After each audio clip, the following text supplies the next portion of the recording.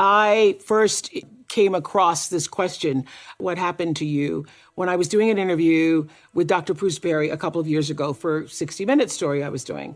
Now, I've known Dr. Perry for over 30 years. I first started interviewing him in the early 90s, late 80s, early 90s on the Oprah show when we were talking about raising children and how important it is those first 0 to 6 years. So I've been hearing about what it means to nurture and support the brain early on.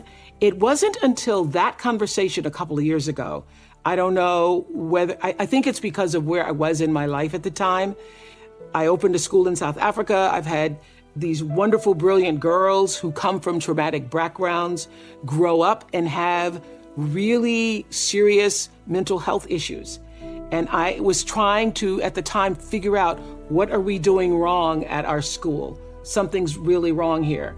And in that interview with Dr. Perry, he said, you know, most people ask the question when kids are not behaving the way you want them to behave or what's wrong with them, we really should be asking about what's happened to you. It was like a major moment, like I got it in a way that I hadn't received it before. And I realized that it's not just for children that you ask that question, but it's really everybody. And that moment, Bruce, as I've said to you many times, Dr. Perry, changed the way I saw my relationships, how I saw my own life, how I interacted with people, and even in politics where it was so crazy in the past 4 years, and everybody's always talking about what's wrong, what's wrong, what's wrong.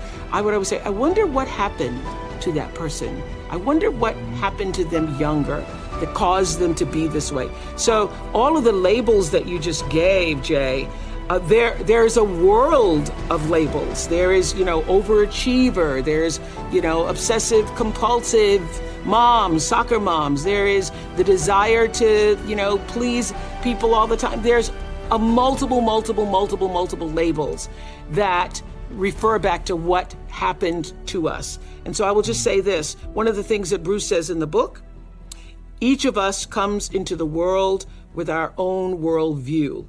And that worldview is actually shaped from the crib. And you get from the world what you project into the world, and you project into the world what you were raised with and what you were raised around. So that's why what happened to you is the essential question.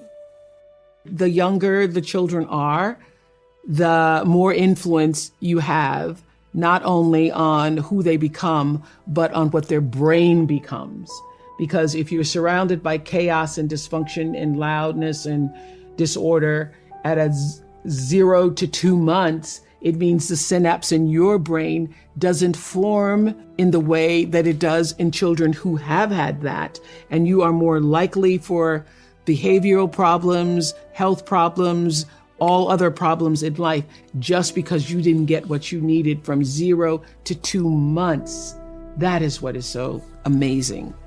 I thought trauma, prior to my conversations with Bruce in doing this book, I thought trauma had to be a big, gigantic experience. You had to go through a tsunami, literally, if not literally a tsunami-like crisis in your life. A fire, a hurricane, a tragedy, a car accident, a stabbing, somebody died. And it was through co-authoring this book with him that I understood that it was the consistent little things. It was the aggressions and microaggressions in a person's life that causes them to have their own worldview. Whatever that worldview is for you is different from me. So the biggest learning for me is that trauma doesn't have to have a great big old capital T on it. It's really how you were loved, and that neglect and trauma are hand in hand because both are equally as toxic. Over the years of interviewing people, it was my greatest classroom. I was always paying attention to what people were saying and paying attention to their lives.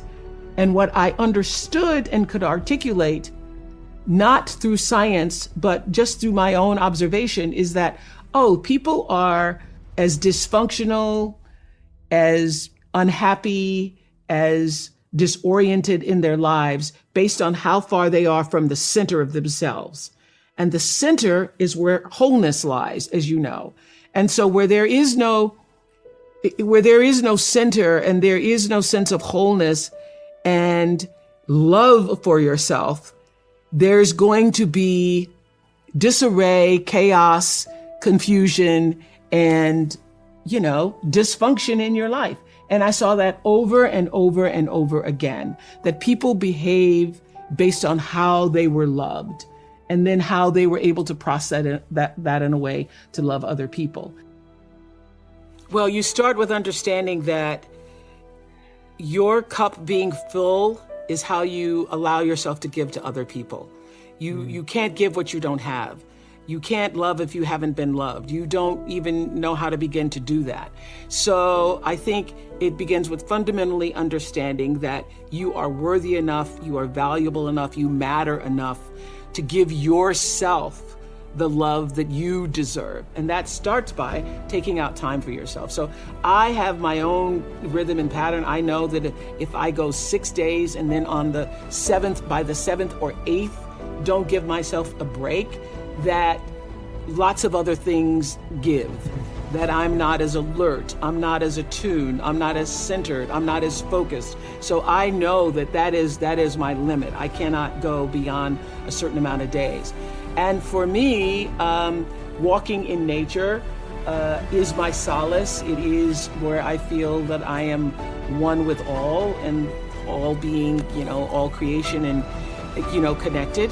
For other people, it may be dancing, it may be music, it may be knitting, it may be whatever it is that brings some kind of rhythmic pattern into your life. Actually, it was Bruce and I were walking on my campus in South Africa, and there were a group of girls dancing, literally on the lawn, because Lord knows they love to dance. And Bruce says, "Oh, that's not just," I said, "Oh, they're just having fun." And Bruce said, "Oh, they're not just having fun, they actually are healing themselves." The rhythmic pattern, that's why when you've been in an argument with someone, or you're in the middle of an argument with somebody, if you just go and take a walk, or you go and turn on some music and you start dancing, if you just have some form of movement, you feel better. That's number one. Number two, one of the most important things, most important takeaways from what happened to you, I believe, is understanding how the brain works. And that diagram that's on page 26 or 27 about the inverted brain being like a triangle. So you see that beginning with the brain stem, that's the lower part of the brain, all the way to the cortex and through the limbic area. You understand that. When you're upset or in fear or angry or are in an antagonized state, and you're trying to reason with a person, a child, your spouse, your boss, your friend, they literally cannot hear you because the reasoning part of the brain is in the cortex, and what you're saying is only reaching the brain stem. So whenever somebody is dysregulated, which is what that is, being anxious and fearful and yelling and screaming, the thing to do is to calm yourself first. Then you will be able to help that other person get calm and regulated. That's how you get to reason. But if you both are just yelling at each other, literally, and you're going, "You don't hear me, and you don't hear me either," and they actually cannot hear you. That's what I thought was so fascinating. I was in a boardroom having to confront someone in my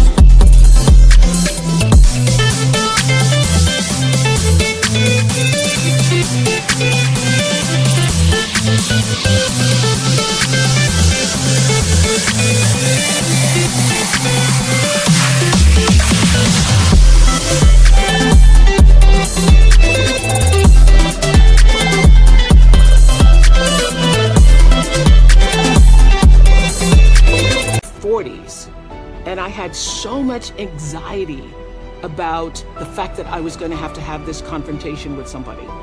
Normal disagreements would cause me a great sense of angst and worry and oh my God, and what's going to happen? And I just said, where is this coming from?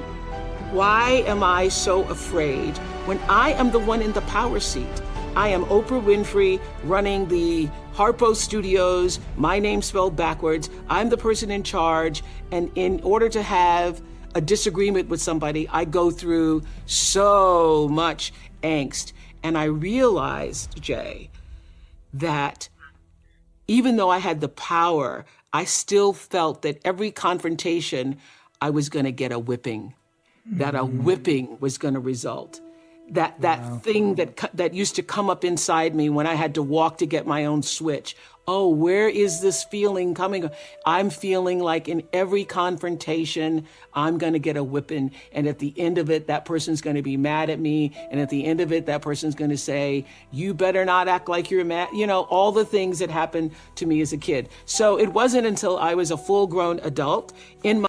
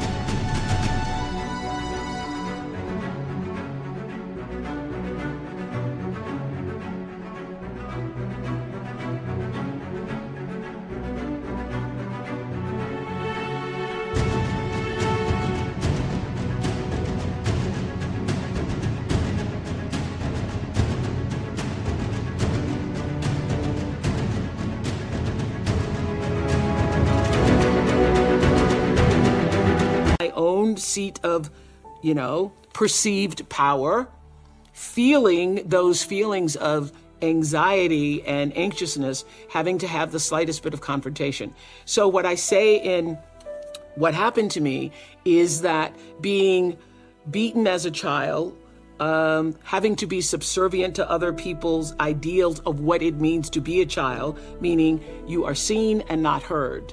So I've grown up to have this big personality, but being raised in an environment where children are seen and not heard, and your opinions do not matter.